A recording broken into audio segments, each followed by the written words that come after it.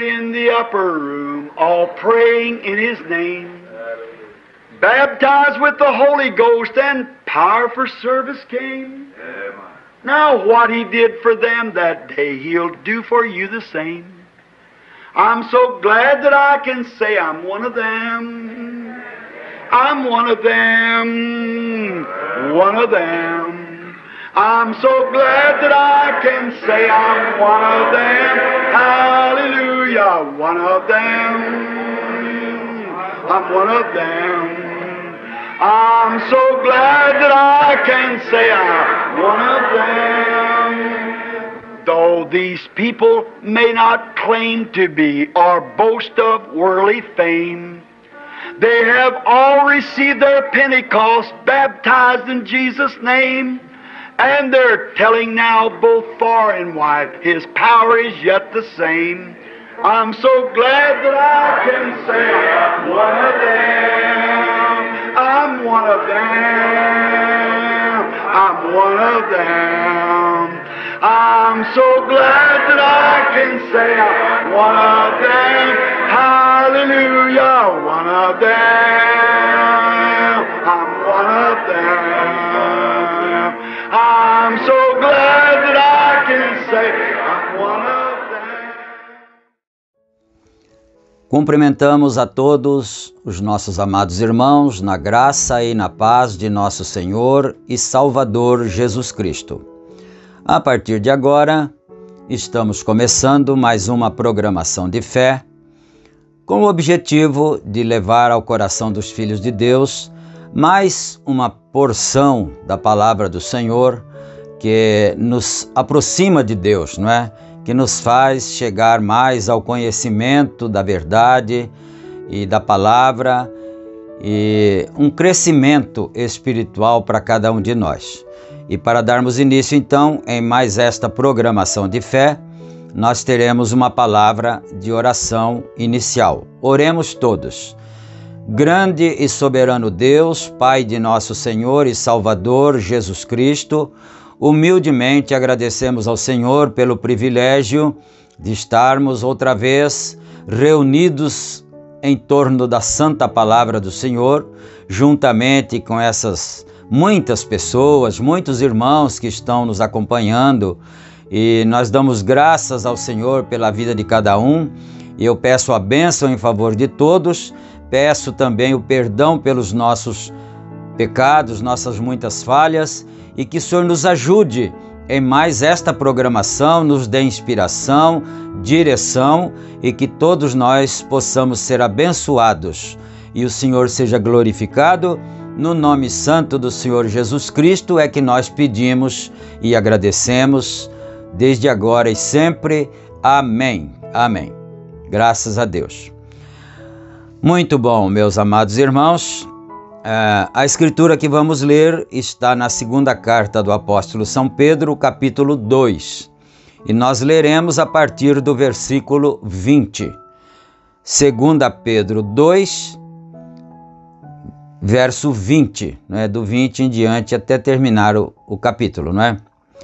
E, então, enquanto os irmãos procuram, gostaríamos de lembrar que esta programação é oferecida pela Igreja Tabernáculo, que está na cidade de Santa Bárbara do Oeste, e também na cidade de Campinas. O endereço das duas igrejas, dos dois tabernáculos que estão sob a nossa responsabilidade, e também os dias e horários dos cultos, bem como nosso WhatsApp, está aqui embaixo na descrição do vídeo. É só você olhar ali que tem todas as informações que você precisa, não é? E nós estamos convidando a todos para estarem conosco ali em nossas reuniões presenciais. E também não esqueça, se você está ouvindo essas palavras, essas mensagens, e está sendo edificado ou edificada, então não esqueça de clicar no gostei e também se inscrever no canal e ativar as notificações para você receber no seu e-mail quando forem publicadas, né? Nós estamos publicando estas programações aqui durante 3 vezes na semana, na terça, na quinta e no sábado, e também estamos publicando a leitura sistemática do livro de Jó, e também estamos publicando as mensagens que foram pregadas, sermões completos, pregados pelo profeta Irmão Brana, na tradução em português, na voz do irmão Silas Braga, não é? Muito bom, vamos aqui à leitura então da Palavra de Deus, depois que já demos todas essas informações. Versículo 20, segunda carta de São Pedro, capítulo 2. Porquanto, se depois de terem escapado das corrupções do mundo, pelo conhecimento do Senhor e Salvador Jesus Cristo, forem outra vez envolvidos nelas e vencidos, tornou-se-lhes o último estado pior do que o primeiro, porque melhor lhes fora não conhecerem o caminho da justiça, do que, conhecendo-o, desviarem-se do santo mandamento que lhes fora dado. Deste modo sobreveio-lhes o que, por um verdadeiro provérbio, se diz: o cão voltou ao seu próprio vômito e a porca lavada ao despojadouro de lama. Amém. Que o Senhor acrescente suas bênçãos à leitura da sua palavra, não é? Então nós vemos aqui uma afirmação um pouco pesada, naturalmente, né, que foi afirmado aqui pelo apóstolo São Pedro, que diz que quando nós cremos no Evangelho, nos convertemos, conhecemos a palavra de Deus e voltarmos atrás, então ele diz que nós seríamos comparados como o cachorro que come, depois vomita e come o seu vômito. E também a porca, que ela gosta de ficar no despojadouro de lama, não é? E depois que ela sai de lá, e se você a lavasse, ela depois retornaria ao seu despojadouro de lama. Então é mais ou menos isso que acontece com a pessoa que conhece a verdade e depois volta atrás, se desvia e assim por diante, não é? Vamos aqui então agora na mensagem Porque Tiveram que Ser Pastores, a partir do parágrafo 122. Ele continua assim, não é? A partir daqui. Que pena é ver hoje que eles tratam de alimentar as ovelhas com lixo, mas uma ovelha não o comerá, não, Senhor. Vê, eles estavam tratando de alimentar as ovelhas com lixo lá atrás. E quando a palavra veio, eles já estavam tão acostumados ao lixo, né? Tanto os que davam a comida como os que comiam. Já estavam tão acostumados ao lixo, eles não conheciam a palavra, e assim é hoje, quando a mesma coisa vindicada e provada de que Deus faria certa coisa, e então eles, tão acostumados a lixo e alimentados de lixo, até que você... Bom, não vale a pena falar com eles. Eles não farão caso, isso é tudo. O cão, a Bíblia diz, como um cão volta ao seu vômito e um porco ao seu lamaçal, assim farão eles. Vamos dar uma pensadinha aqui na questão do cão. Ele comeu, depois comeu demais da conta, vomitou e depois volta a comer. Então, por que a pessoa que volta atrás às coisas erradas das quais ele havia saído é comparado como o cão? Porque quando você sai de lá, você diz, eu saí de lá por causa disso, disso e disso. Eu deixei as coisas mundanas por causa disso, disso e disso, porque são muito erradas, não são verdadeiras e por esse motivo eu as deixei. Só que depois a pessoa volta atrás e come aquilo que ele disse que era errado. Aceita novamente aquilo que ele por muito ou por pouco tempo professou que não eram verdadeiras. É a situação do humano comparada com a situação do cão. Vamos em frente. Ouvem a palavra e voltam ao mesmo lamaçal e dizem: ah, é fanático, não creiam em tal coisa como essa. Deus, as ovelhas fazem o mesmo hoje. Eles devem confiar na dieta da palavra. Eles não aceitarão alguma outra dieta. Você não pode dar alguma dieta eclesiástica a uma verdadeira ovelha. Não, não. Você vai, ele diz, agora olhe, estaremos todas juntas. Agora Jesus orou para que possamos ser todos um. Você também ouviu a mesma coisa em Tucson, não faz muito, uns dias atrás, porém é uma mentira.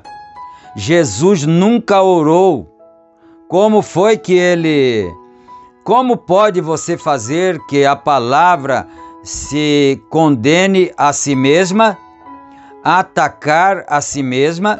Então Deus não é mais que qualquer outro homem, isto é, se ele o fizesse. Se Deus falasse uma coisa e depois negasse, ele seria igual a qualquer homem, não é? Agora, ele está falando aqui sobre que Jesus orou que eles possam ser um, como eu e tu somos um, ó Pai. Na verdade, Jesus fez esta oração. Não é? Na Bíblia está escrito, ele orou: Pai, eu quero que esses meus discípulos sejam um, como eu e tu somos um. Mas então aqui o profeta disse: não, ele nunca orou essa oração. Aí você diz: mas o profeta entrou em contradição com o Senhor Jesus Cristo, com a própria Bíblia? Não, ele não entrou em contradição. Acontece que a pessoa está interpretando a oração do Senhor Jesus Cristo de uma forma errada. Jesus não orou para que pessoas de diversos credos, vamos citar o caso lá dos dias de Jesus. Ele orou que eles sejam um, não é? Eles quem? Então, ele não orou para que os saduceus e os fariseus e os cristãos crentes no Senhor Jesus Cristo todos fossem um. Não, ele não fez essa oração. Ele fez a oração que eles, os 12 discípulos, os 12 apóstolos, fossem um. Ou 11, não é? Porque depois saiu um. Que os apóstolos fossem um. Porque eles estavam na mesma doutrina, na mesma fé, no mesmo ensinamento. Então, o Senhor orou para que esses que estão na mesma fé, no mesmo ensinamento, fossem um. Não é para fariseu e saduceu e essênio e herodiano fossem um. Não foi essa a oração do Senhor Jesus Cristo. Então agora compara-se a mesma coisa. Aquela denominação, aquela outra, aquele outro, que sejam um. Não, essa oração não foi feita pelo Senhor Jesus Cristo. Acho que agora ficou claro, né? Então vamos em frente aqui. No 125. Jesus disse: como podem andar dois juntos, a menos que estejam de acordo? Como pode você tomar uma corrente e unir com outra corrente que são de diferentes pensamentos, né? E assim por diante, e juntá-los todos dessa maneira e ser um? Vocês talvez sejam um sob a ordem de um homem. Porém, Jesus disse para que eles sejam um, assim como tu e eu somos um. Agora, ele quer que todos nós sejamos um nele. Então foi o que acabei de dizer, não é? Que nós sejamos um, mas na mesma fé, no mesmo ensinamento, no mesmo entendimento. Corretos, não é? Todos corretos. Um nele. que a palavra, digo, que é a palavra, amém. Aí está, um com o Pai, e o Pai é o Filho, é o mesmo. Aqui está não é? Talvez fosse e, mas está com acento no e. E o Pai é o Filho, é o mesmo. É a mesma palavra, a palavra manifestada, exposta, ela mesma neste dia, assim como o fez em qualquer outro dia, para que possa você ser um. Note, ele disse, assim como o Pai me tem enviado, assim também os envio eu a vocês. O Pai que lhe enviou, entrou nele. O Pai enviou Jesus e veio nele, né? Para confirmar a palavra. E ele mesmo, Jesus, que envia a seu povo, vai no povo que ele envia. E dizendo, as obras que eu faço, as fareis também. Certo, ele orou para que pudéssemos ser um com ele. Não um com uma organização, não um com um sistema, mas um com Deus. Porque Deus e sua palavra são um. E Jesus e Deus foram um. E você e eu e a palavra temos que ser um. Assim é correto. Temos que ser um de acordo com a palavra, não o que alguém mais diga, pois isto não é de interpretação privada. Tome isto, o que isto diz, e creia, e Deus o vindicará e provará que é correto. Você crê que é só para discípulos? Tome sua palavra para eles. Vá e trate uma vez e veja. Você encontrará que funcionará para você também.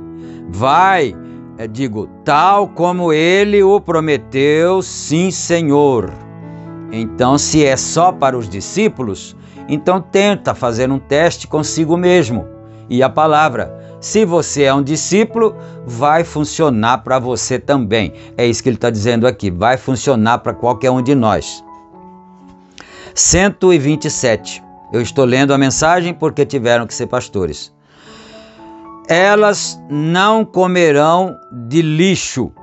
Elas têm que ter uma dieta de ovelhas. São João 10 declara que minhas ovelhas conhecem minha voz. E se ele é a palavra, então que classe de voz tem ele? Minhas ovelhas conhecem minha voz. Ao entanto, não seguirão. Assim, suas ovelhas não seguem a voz de um estranho. Elas não lhe seguirão. Amém. Então, a ovelha, por natureza, conhece a palavra porque, na verdade, a palavra de Deus é uma parte da ovelha, é uma parte da sua alma. Ou seja, a tua alma, a minha alma, a alma de cada cristão é uma pequena porção da palavra.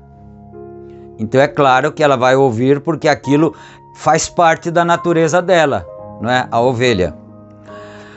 Profetas, pastores e ovelhas, tudo testifica da vinda.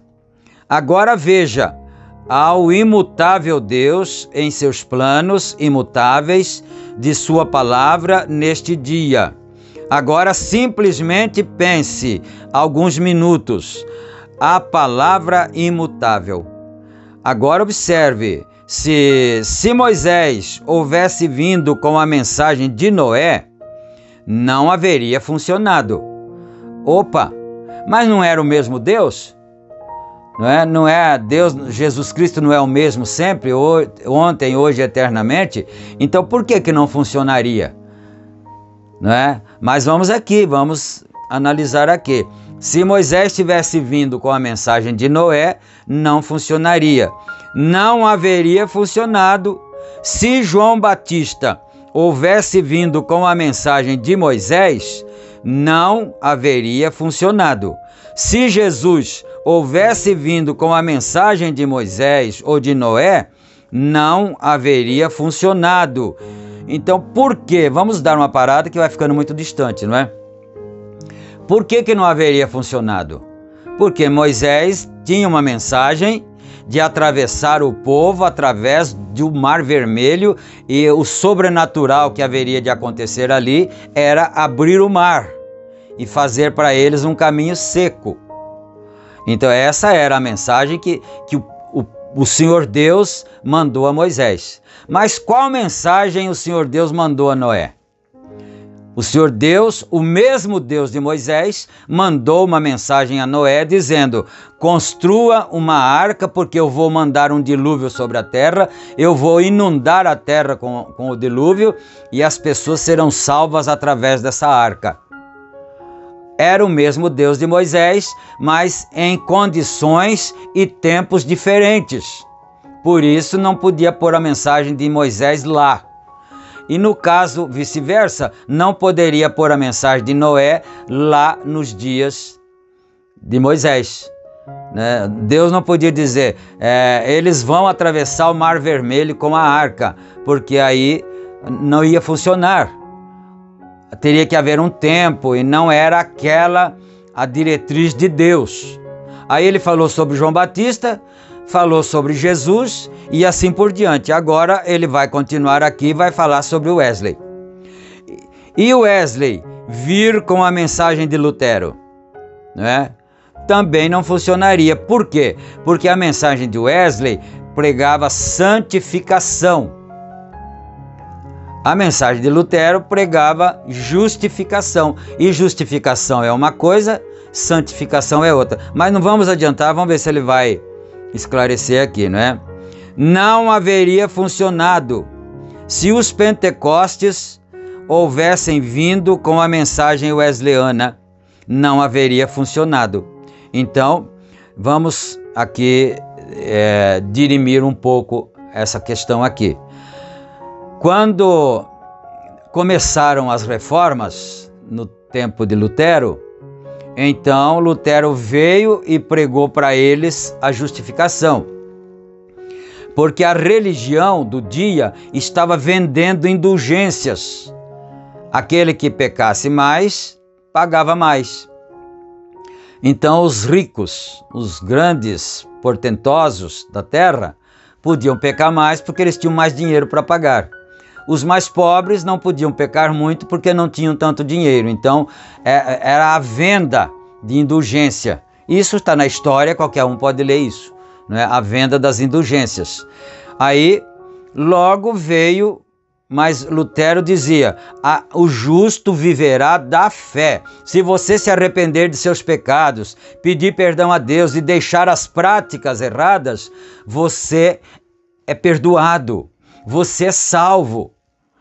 Aí, passado aquele tempo, veio John Wesley, o mensageiro seguinte, e ele disse, a justificação pela fé é verdadeira, mas tem uma coisa, é necessário que esse justificado, que essa pessoa justificada pela fé, ela se santifique, ela tenha uma vida de santidade.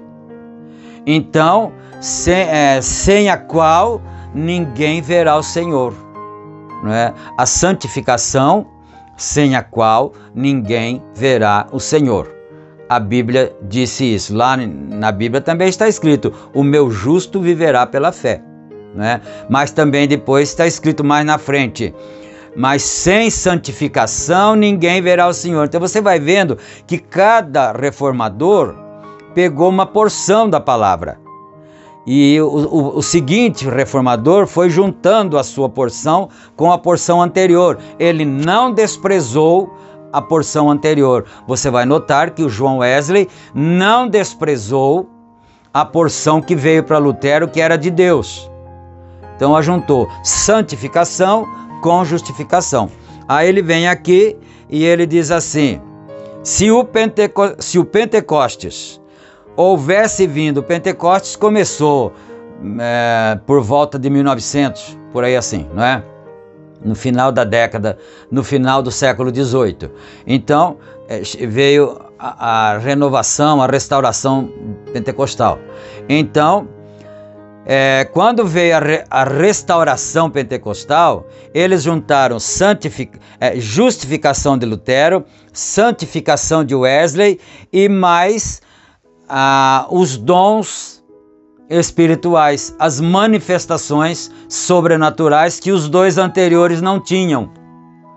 Então veja que não vai se desprezando os anteriores, vai se ajuntando a eles, né? Então veio Pentecostes. Então vamos aqui: se Pentecostes houvesse vindo com a mensagem wesleyana, não haveria funcionado. Acabamos de ouvir isso sendo testificado. Agora Deus simplesmente segue se movendo.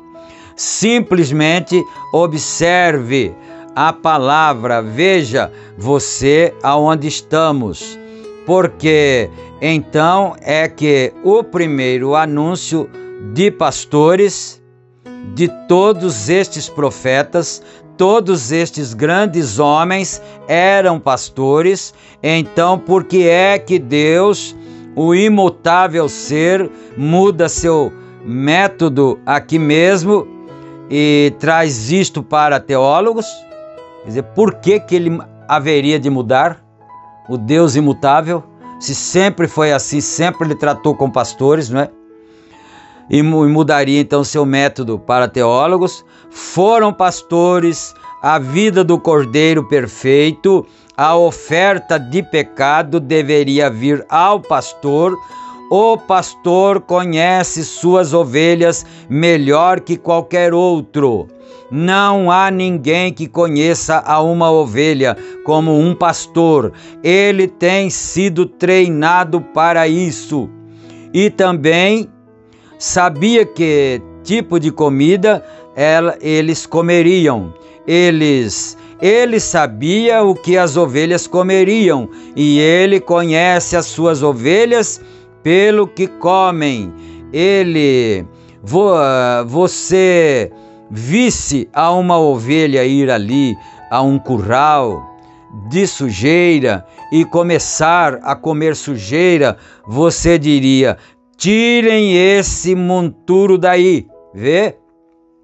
Isto é, se lá no curral das ovelhas tivesse um monturo de sujeira lá, e a ovelhinha estivesse com um pouco de fome, e ela fosse ali e começasse a comer a sujeira, o que o pastor diria? Né? Eu estou falando lá no sentido literal, mas cá também para nós, nos nossos dias agora, no sentido espiritual. O que o pastor verdadeiro diria? Tira esse monte de sujeira daqui do curral das minhas ovelhas. As minhas ovelhas não estão treinadas a comerem essas coisas. Elas vão adoecer. Então tira esse monturo daí, vê? Assim sendo, Deus soube onde mandá-los. Agora vamos chamar a um dos grandes pastores profetas de Jeová para confirmar que Deus estava nestes profetas, sob as peles de ovelha. Observe agora, chamaremos primeiro a Moisés. Vamos olhá-lo. Seu ministério nos mostrou a Jeová em seu pastor profeta. Agora tomaremos talvez só um, se nos resta tempo.